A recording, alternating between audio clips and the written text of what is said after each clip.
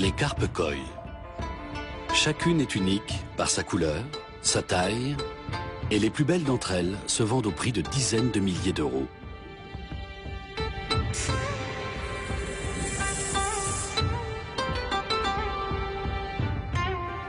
Les carpes de ce bassin valent à elles seules 25 petites voitures.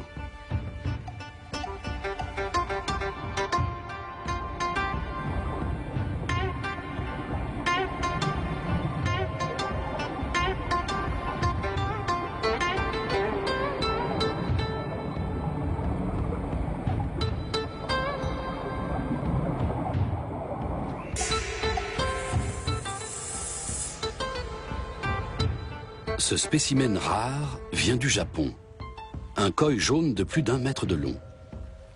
Plus grand, plus beau et plus cher que toutes les autres carpes. Le poisson va accomplir un long trajet. Un voyage qui nécessite d'importantes précautions, car 60 000 euros sont en jeu. J'espère que tout se passera bien et qu'il arrivera en bonne santé. Le transport est toujours un risque. C'est ici, dans cet étang en Suisse, que la carpe va bientôt emménager. Mais pour l'instant, elle est encore à 10 000 km de là et ignore tout de son futur logement de grand standing avec vue sur le lac Léman.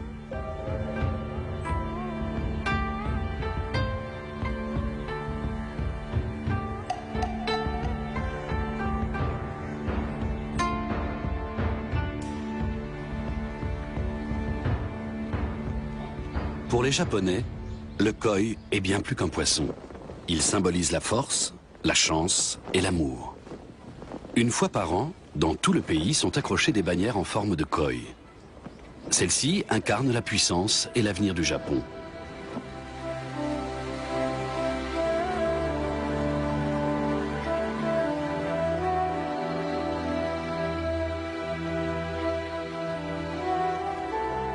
Cet homme est lui aussi très attaché aux carpes koi. Joji Konishi est un des éleveurs et des vendeurs les plus réputés du Japon. Cette variété de koi est appelée karashigoi, ce qui signifie koi moutarde. Dans une semaine, Joji Konishi devra se séparer de ce poisson qu'il a élevé pendant 6 ans. Le koi géant mesure 1,10 m et pèse 35 kg.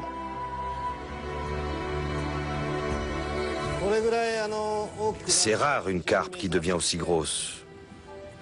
C'est vraiment précieux. Je la considère comme un membre de ma famille. Elle n'a que 8 ans. Je n'aurais jamais pensé qu'elle atteindrait cette taille. J'avoue que je suis triste de la voir partir en Europe.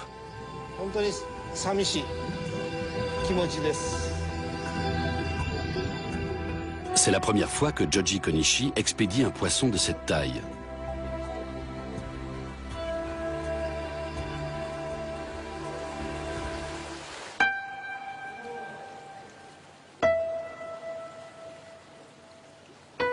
La société Konishi a été fondée par Toshikatsu Konishi, le père de Joji. À 84 ans, il est toujours aussi fasciné par les koi. Il ne se passe pas un jour sans qu'il vienne faire un tour dans les locaux de la société, bien que son fils Joji ait repris les affaires depuis longtemps. Tu me fais mal. Joji a un faible pour les carpes jaunes. Hey, Sunny, hey.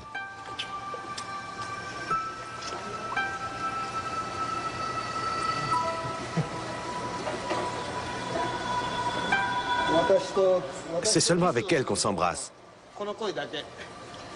Pas avec les autres carpes. Voici le 3e homme de la famille, Makoto, le fils de Joji. Quand il sera prêt, quand son père et son grand-père lui auront tout appris du métier, il reprendra les rênes de l'entreprise. Cela fait 70 ans que la famille élève et commercialise des koi. Installée à Hiroshima, la société Konishi expédie des carpes dans le monde entier. Si l'entreprise est si prospère aujourd'hui, c'est grâce au travail accompli par le grand-père.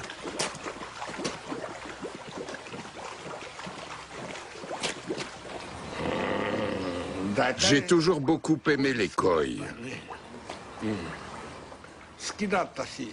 Mon père aussi avait une passion pour ces poissons colorés. Après la guerre, il a commencé à développer son commerce de carpes. Il voulait l'étendre dans tout le Japon.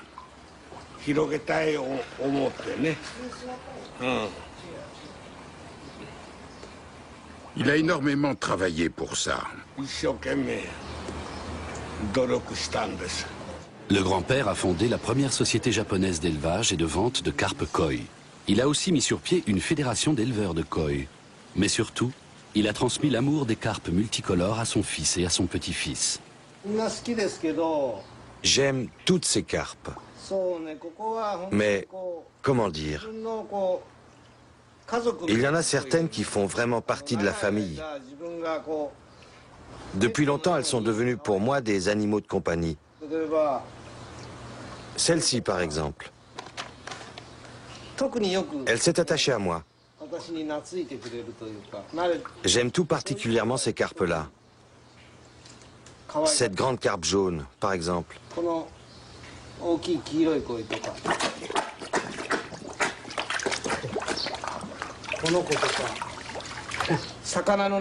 Aucun autre poisson ne s'habitue aussi bien aux hommes.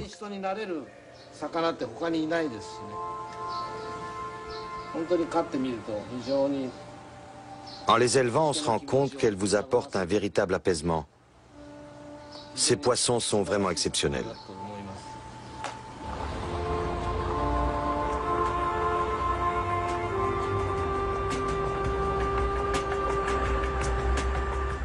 Les locaux de la société sont situés non loin du centre-ville de Hiroshima. Seules les bannières laissent deviner quel trésor se cache derrière ces façades austères.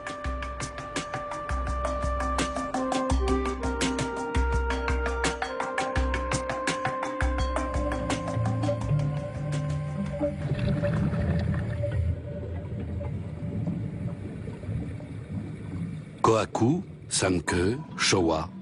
Les amateurs reconnaîtront des noms de variétés de koi.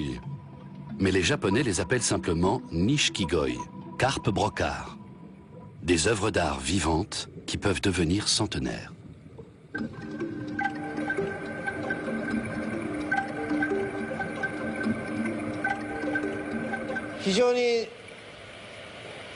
Les carpes colorées sont des créations de nos prédécesseurs.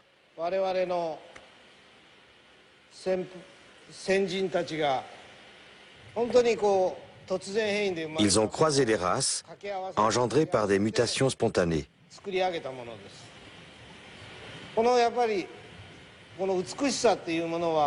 La beauté de ces poissons représente en quelque sorte l'aboutissement de la sensibilité esthétique des Japonais.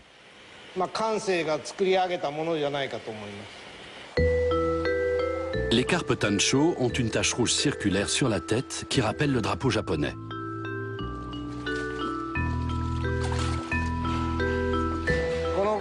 Je vais vous montrer avec ces trois carpes tancho ce qui différencie une bonne carpe d'une moins bonne.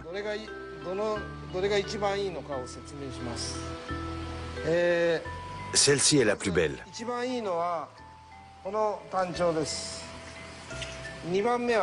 La carpe la plus grosse n'arrive qu'en deuxième position. Et la troisième, c'est celle-là. Ce qui fait que j'ai choisi celle-ci, c'est sa tache rouge. C'est le cercle le mieux dessiné et sa taille par rapport à la tête est parfaite. Et aussi la qualité de la couleur, l'intensité du rouge.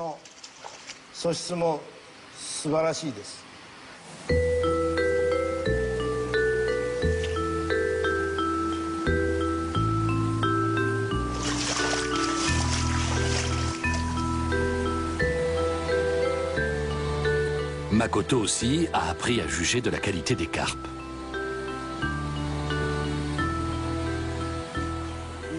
Comment ça? Mais c'est beaucoup trop tard. Ça veut dire quoi, plus rien? Le fournisseur d'aliments est dans l'incapacité de livrer. Le site de fabrication a été détruit lors du tsunami. Et les stocks commencent à s'épuiser. Et si je vous envoie une commande tout de suite, vous êtes en mesure d'en fabriquer? Oui, on en a besoin le plus rapidement possible. Le plus tôt sera le mieux.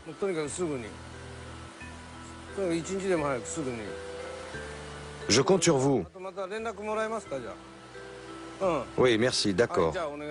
Au revoir.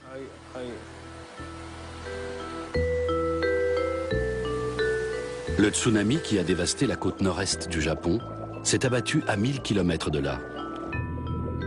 À première vue, Hiroshima semble avoir été épargnée.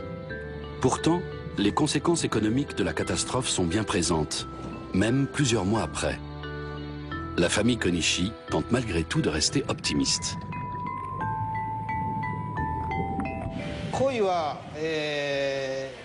La carpe est un symbole de bonheur pour les Japonais. C'est un poisson porte-bonheur. Vous connaissez la tradition des koinobori. À la naissance d'un garçon, la famille achète des koinobori, des bannières en forme de carpe, et les hisse le jour de la fête, le 5 mai. La fête des enfants, et plus particulièrement des garçons, est célébrée chaque année. Selon la légende, un père doit acheter une carpe koi à la naissance de son fils, afin que l'enfant devienne fort et soit capable de nager contre le courant comme le poisson. Et si en plus les cerisiers sont en fleurs, la fête est parfaite. La fleur de cerisier est un élément très important dans la culture japonaise. Elle symbolise la beauté, le renouveau et l'éphémère.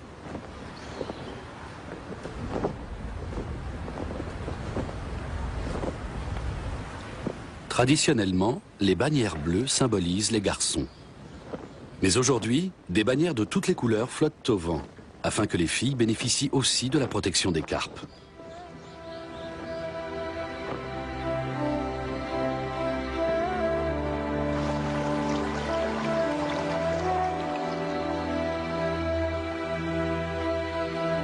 Joji Konishi est fasciné par la grande force symbolique des koi.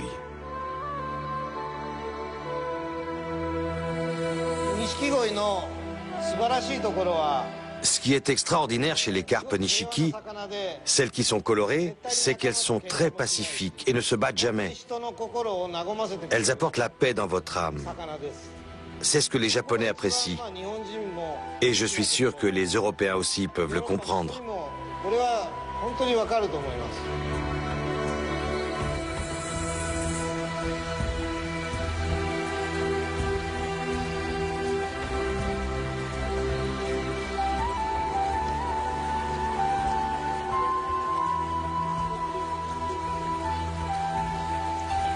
En Suisse, ce grand domaine de 6 hectares est la propriété de Marita et Armin Schmier.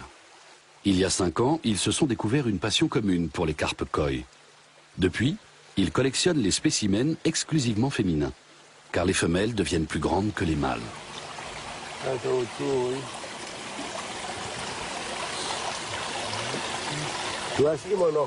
Tu as toujours faim, dis donc. C'est incroyable. Elle n'arrête plus de manger, celle-là. C'est toujours la première arrivée et la dernière partie. On s'est dit qu'on avait encore de la place pour 1 ou 2 poissons. Mais il faut qu'ils soient grands. Parce qu'avec les grands poissons, on peut nouer une autre relation qu'avec des petits. Les grands poissons s'approchent quand on les nourrit. Les petits sont souvent craintifs et timides. Ils se cachent quand on jette de la nourriture dans l'eau. Les grands, en revanche, viennent nous voir. On peut les observer de près, voir s'ils vont bien. On peut même les toucher. C'est une autre relation. Certains nous reconnaissent. Ils nous suivent même quand on fait le tour du bassin.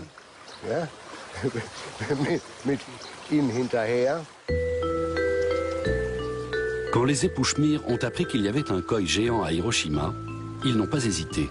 Et ce, malgré le prix de la transaction, 60 000 €.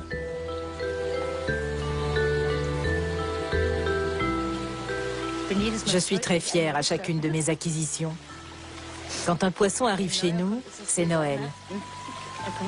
D'ailleurs, quand on nous demande ce qu'on veut pour Noël, on répond un poisson. Vieux Chagoy, tu as faim? Tu peux manger mon doigt. Toi aussi? Tu veux aussi quelque chose? Tous ces poissons viennent du Japon, le pays roi en matière d'élevage de carpes koi. Au XVIIIe siècle, les paysans japonais pêchaient les carpes pour se nourrir. C'est en constatant les différences de teinte qu'ils ont commencé à faire des croisements et à découvrir l'énorme potentiel de l'élevage.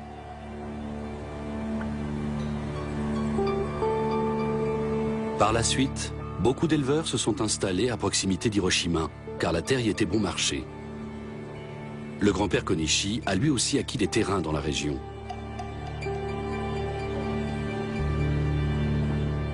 Les bassins sont situés au milieu des rizières.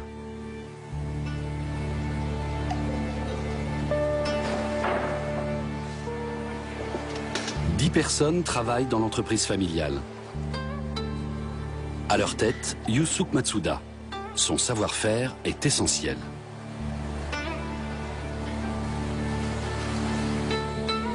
Une femelle de la variété Showa doit se reproduire. Sa descendance est prometteuse. Même pour un expert comme Yusuke Matsuda, c'est toujours un moment exaltant. Il y a plein de choses que je ne sais pas. Mais je me réfère aux expériences des anciens, ceux qui sont dans le métier depuis longtemps. Ils me donnent des conseils, et puis je découvre aussi des choses par moi-même. Je prends des photos pour archiver les données détaillées de chacune des carpes.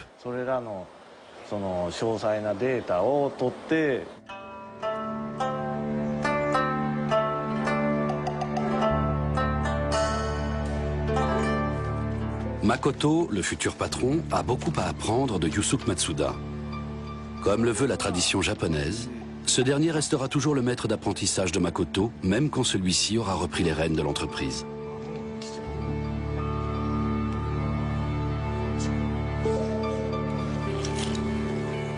Tout commence par le comptage. Parmi les 400 000 alevins issus d'un accouplement, seuls les foncés sont sélectionnés. Le travail de tri est fastidieux, mais dans chacun de ces alevins, il y a peut-être un futur champion. La carrière du koi jaune géant a commencé ici.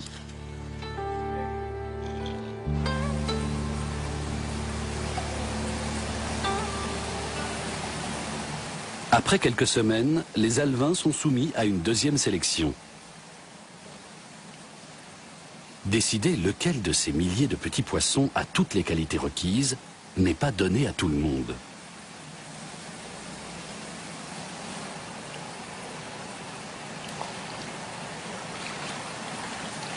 Un bon éleveur connaît chacun de ces poissons, mais aussi leur lignée sur plusieurs générations. Yusuke Matsuda a souvent deviné laquelle de ces petites carpes deviendrait un jour un grand koi. Celui-ci, il a un coloris vif et un joli dessin.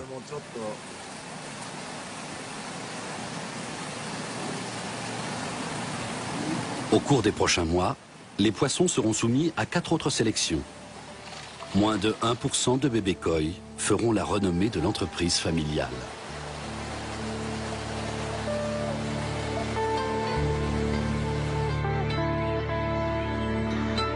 Toujours plus grand, toujours plus coloré. C'est ce qu'exige le marché. Un marché où la concurrence est rude. Quand passion et argent se conjuguent, les prix montent de façon vertigineuse. Certains koi se négocient à 250 000 €.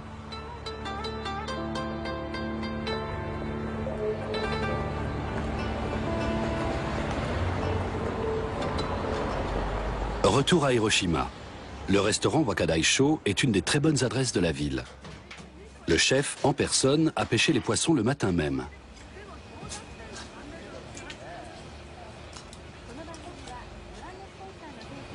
De temps à autre, Makoto et Joji viennent dîner ici. Nulle part ailleurs, le poisson n'est servi aussi frais.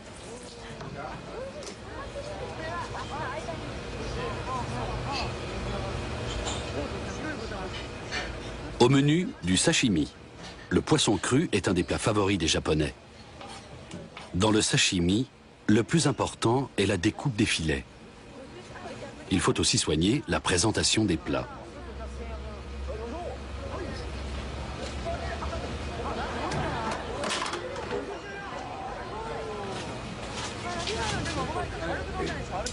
En quelques minutes, c'est prêt. Cela va si vite que le poisson semble rendre son dernier souffle dans l'assiette.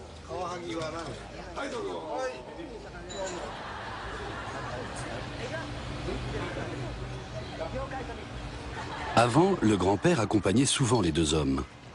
Mais désormais, il préfère rester chez lui, dans les montagnes.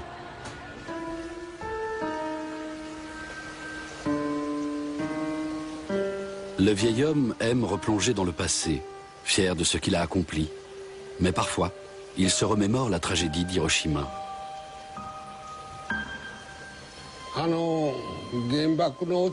Quand la bombe atomique est tombée, j'étais chez moi dans la montagne, dans le village où je suis né.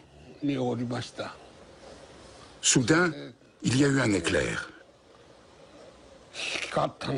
Surpris, j'ai couru hors de la maison.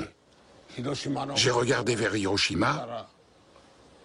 Là, j'ai vu un énorme nuage dans un beau ciel bleu. J'ai deviné tout de suite qu'il y aurait une explosion.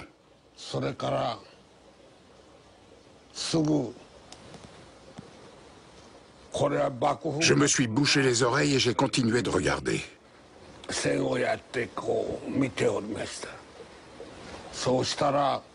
Alors, a retenti un vacarme assourdissant, capable de faire sauter une maison.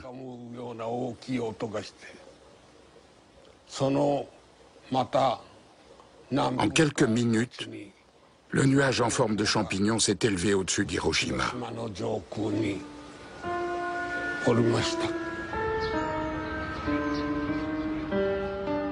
Une flamme éternelle perpétue le souvenir de la tragédie.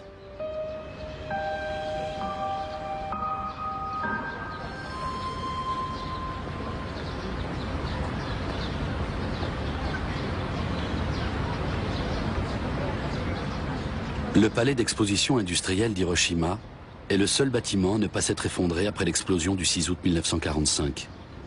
Depuis, il est devenu le mémorial de la paix et a été inscrit au patrimoine mondial de l'UNESCO. C'est un symbole puissant de la folie des hommes qui fit 200 000 morts à Hiroshima dans les mois qui suivirent l'explosion. Plus de 60 ans après, les stigmates de la catastrophe ont disparu. À partir de 1949, avec la reconstruction, Hiroshima a vite prospéré jusqu'à devenir une des grandes métropoles économiques du Japon. Les grandes firmes automobiles japonaises sont installées ici.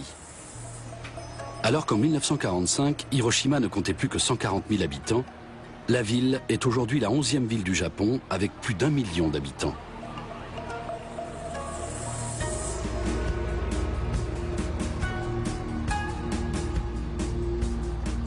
Peu après la guerre, le commerce de la carpe koi a connu lui aussi un nouvel essor. C'est à ce moment que le grand-père Konishi a fondé sa société.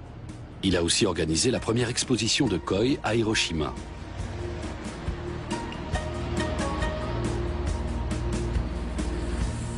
Certains clients sont fidèles à l'entreprise depuis des décennies. C'est le cas de Nobuyoshi Iwata. Celui-ci veut envoyer pour quelques mois 10 de ses carpes en villégiature à la campagne dans des étangs naturels. Une sorte de thalasso, car l'eau des étangs fait du bien aux écailles des poissons. Il devra débourser 500 € par poisson pour le voyage.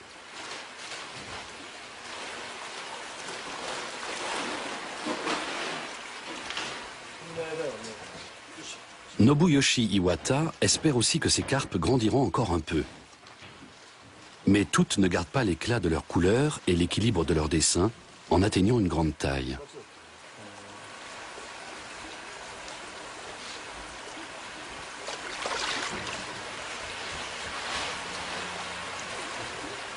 Cette carpe de la variété Showa sera du voyage. Son maître fait une dernière photo souvenir.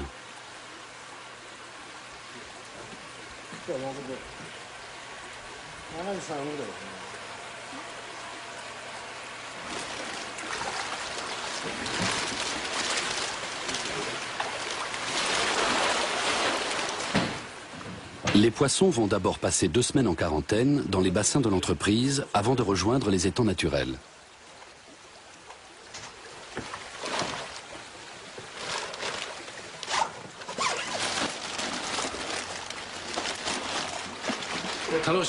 Je me réjouis pour mes carpes, mais j'ai peur aussi. J'espère les revoir en forme à leur retour. J'espère qu'il ne va rien leur arriver. Je suis un peu anxieux.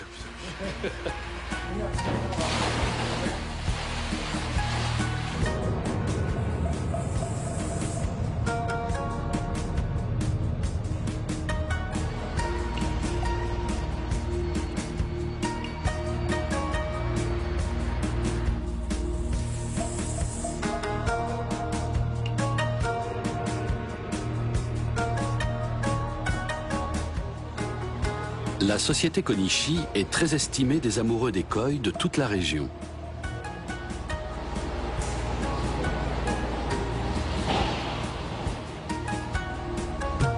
Au début du 19e siècle déjà, les Japonais appréciaient la compagnie des carpes multicolores. En 1914, une exposition à Tokyo mit pour la première fois des koi à l'honneur. Le public s'enthousiasma. Depuis, le succès des koi ne s'est jamais démenti. Tous les koi ne valent pas une fortune.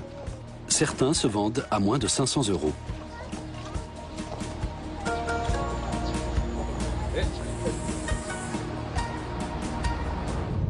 Joji Konishi est appelé chez un éleveur, un ami qui habite le village de Sera, à 50 km de là.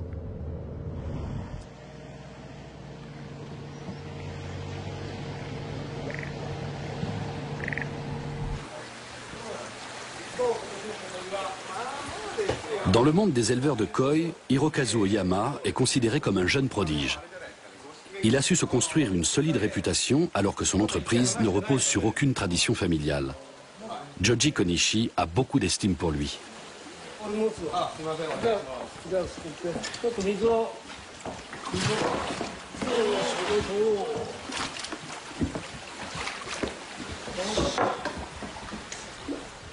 Un koi goshiki, une carpe aux 5 couleurs, doit prochainement être présenté à un concours.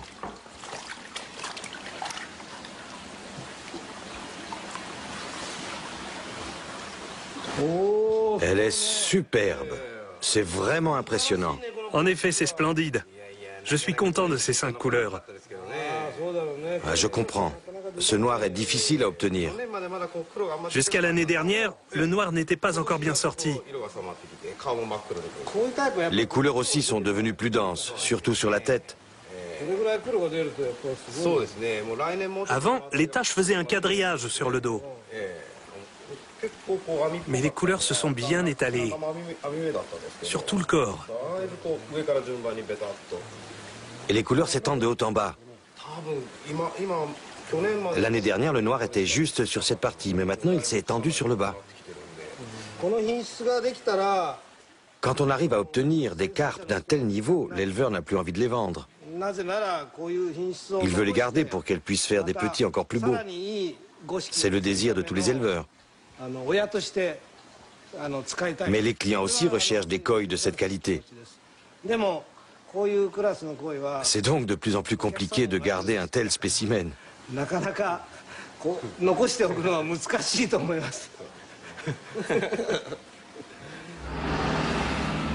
Retour en ville. Monsieur Iwata a du mal à se séparer de ses poissons.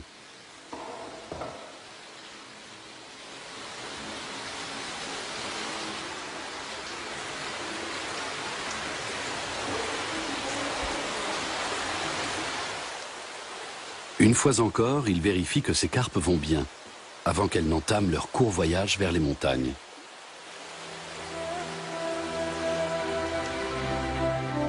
C'est en revanche un long périple que s'apprête à faire ce Karashigoi, le grand koi jaune dont Joshi Konishi est extrêmement fier. Le charme de ces carpes réside dans la beauté de leur couleur jaune.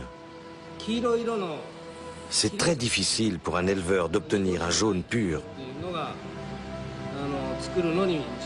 Et puis il y a la forme. Il faut qu'elle soit grosse, mais elle doit garder de belles proportions.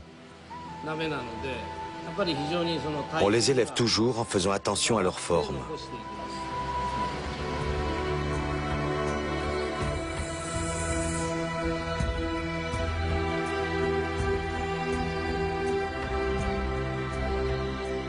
Le koi doit passer un dernier test avant d'entamer son voyage. Joji doit s'assurer qu'il n'est pas porteur d'un virus.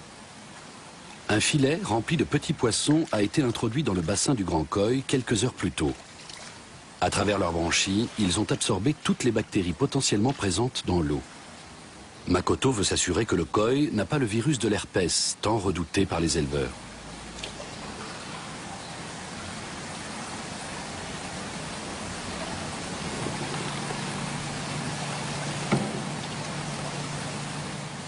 Makoto prélève les branchies du bébé koi.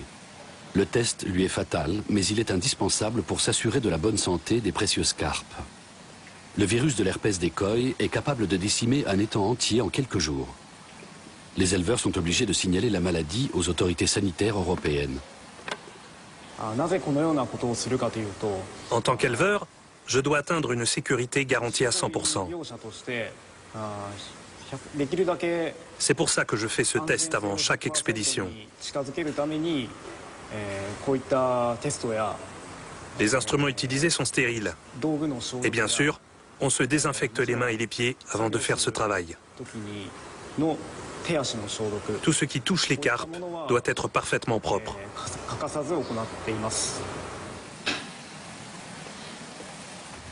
Peu d'éleveurs réalisent eux-mêmes ce test. Makoto utilise un procédé biomoléculaire qui permet de détecter la plus infime trace de virus dans le génotype du poisson.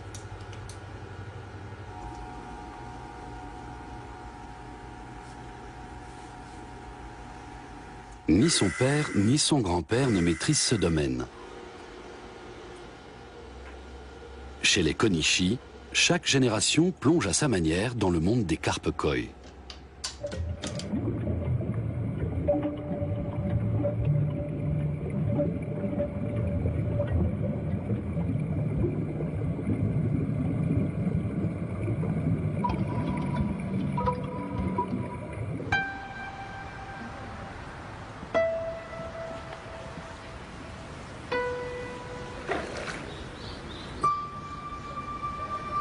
Joji espère que son fils continuera à faire prospérer l'entreprise. Et ce, malgré la catastrophe qui a secoué le Japon le 11 mars 2011.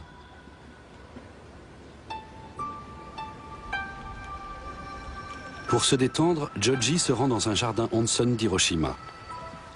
Les carpes qui peuplent le bassin proviennent de ces élevages. Mon fils, Makoto, est en ce moment en plein apprentissage. Ce n'est pas un travail qu'on peut transmettre à quelqu'un du jour au lendemain. C'est très long de tout apprendre sur l'élevage des carpes koi. C'est très difficile. Petit à petit, je passe la main à Makoto. Petit à petit seulement. Sa part de responsabilité grandira pas à pas. Son père a procédé de la même façon avec lui, il y a maintenant de nombreuses années.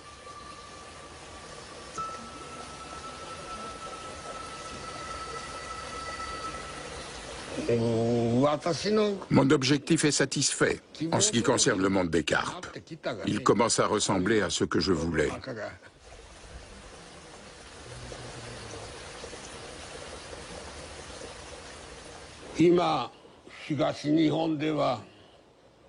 Mais dans le nord-est du Japon, il y a eu un séisme et un tsunami. Et à Fukushima, un accident à la centrale nucléaire. Les gens sont très inquiets.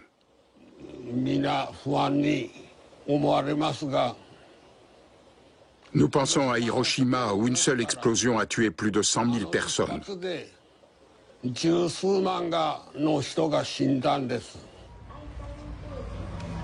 Le tsunami et la catastrophe nucléaire ont profondément bouleversé les Japonais. Beaucoup cherchent des repères et se raccrochent à une tradition commune.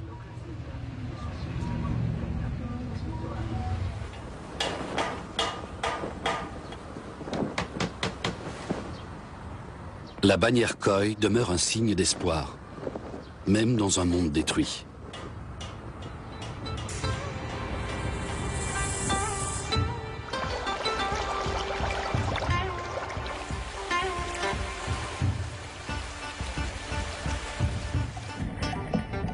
Cette carpe koi passe sa dernière journée au Japon. Elle va entamer un voyage de plus de 50 heures.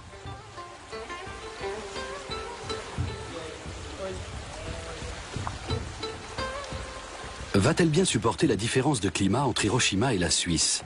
La carpe est un animal à sang froid qui supporte assez mal les fluctuations de température.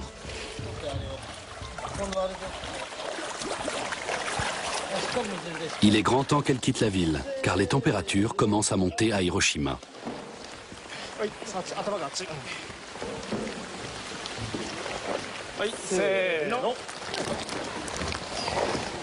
Depuis quelques jours, le poisson est à la diète, afin qu'il ne souille pas l'eau avec ses excréments. L'apport d'oxygène augmente ses chances de survie.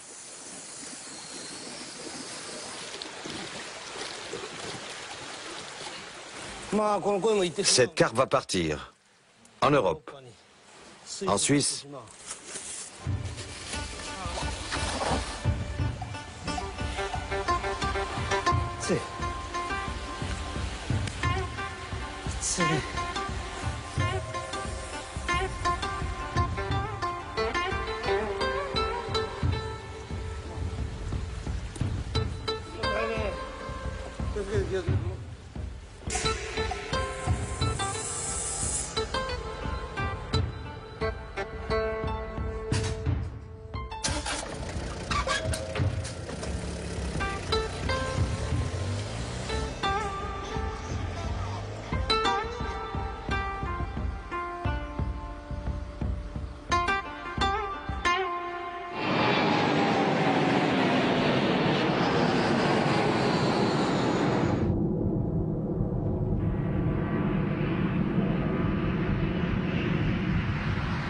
La première étape du voyage la conduit à l'aéroport de Francfort.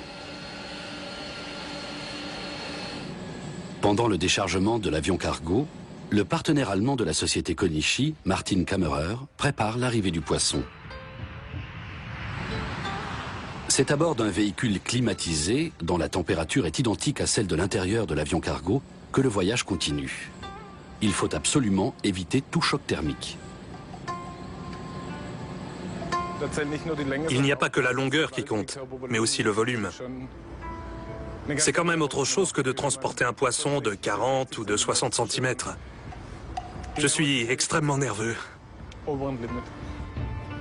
Une fois la douane et les contrôles passés, Martin Kammerer peut enfin s'assurer que le koi a fait bon voyage.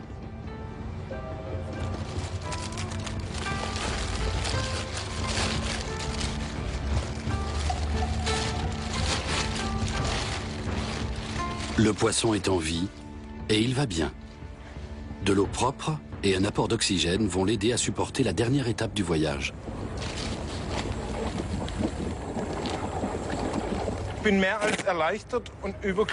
Je suis soulagé et très heureux. Parce que maintenant, je sais que ce poisson va arriver en pleine forme en Suisse demain.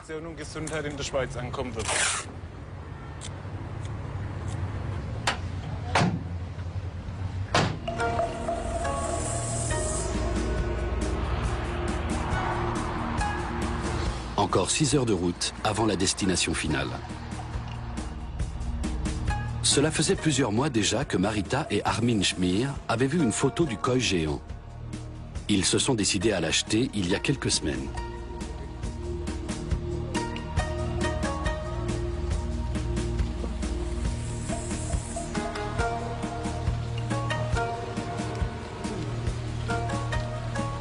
Marita Schmier est impatiente de découvrir sa nouvelle acquisition.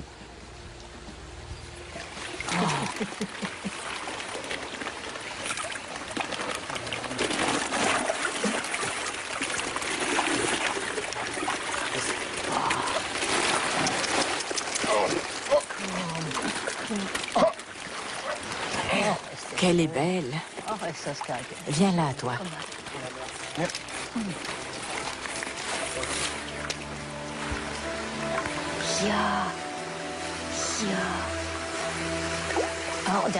Quelle couleur magnifique. Elle est superbe. Tu comprends ce que je voulais dire? Oui. Qu'est-ce qu'elle est belle. Elle est intacte. Magnifique. Et elle a un si beau visage. Elle a une plus belle tête que les autres, n'est-ce pas? C'est probablement le plus beau Karachigoi qui ait jamais existé. Sa taille, sa couleur, souvent ils sont pâles, presque beiges. Je n'en avais jamais vu un comme ça. Tu as eu à manger? C'est la perfection. Qu'elle est belle. Elle va pouvoir se rattraper pour le repas maintenant. On va bien te nourrir. Quel beau poisson. J'en ai toujours rêvé. J'en aimerais bien un autre comme ça. Il y en a d'autres comme elle? En automne.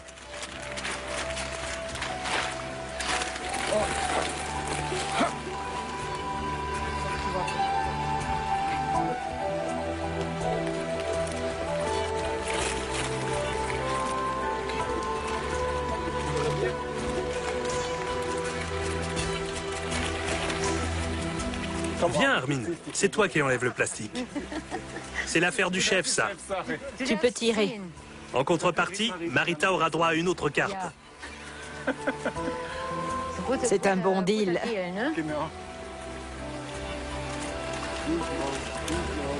Elle est calme. Hein. Elle fait du surplace. Ça y est, elle a remarqué qu'il y avait de l'espace.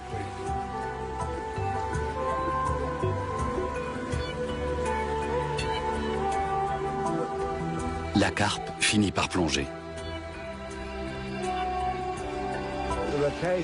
Le niveau de l'eau est monté d'1 centimètre depuis qu'elle est dedans. De 2. Oui, de 2 centimètres. Le périlleux voyage est terminé. Dans l'étang du couple suisse, un joyau de plus a rejoint ses congénères, les légendaires carpes koi du Japon. Demain, point de 12 carpes, non, mais de tortues de mer que nous suivrons le temps d'un mystérieux voyage. Là, place au journal. Après quoi, à 19h30, nous irons prendre le soleil et vivre en accord avec la nature en République dominicaine.